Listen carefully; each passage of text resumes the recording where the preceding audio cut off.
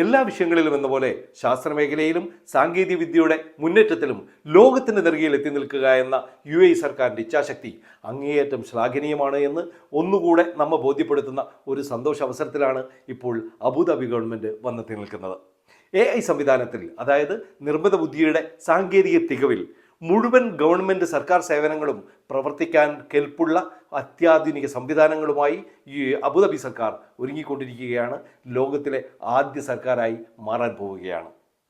അതായത് എല്ലാ സംവിധാനങ്ങളും, എല്ലാ സർക്കാർ സേവനങ്ങളും AI സംവിധാനത്തിൽ പ്രവർത്തിക്കുന്ന ലോകത്തിലെ ആദ്യ ഗവൺമെൻറ്റായി അബുദാബി ഗവൺമെൻറ് മാറിക്കൊണ്ടിരിക്കുകയാണെന്നാണ് പറഞ്ഞു വരുന്നത്.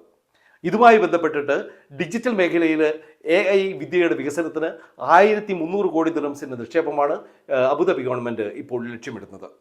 ഇതിനായി അബുദാബിയും മൈക്രോസോഫ്റ്റും G42 ഉപകമ്പനിയായ കോർ 42 തമ്മിൽ ധാരണാപത്രത്തിൽ ഒപ്പിട്ട് കഴിഞ്ഞു.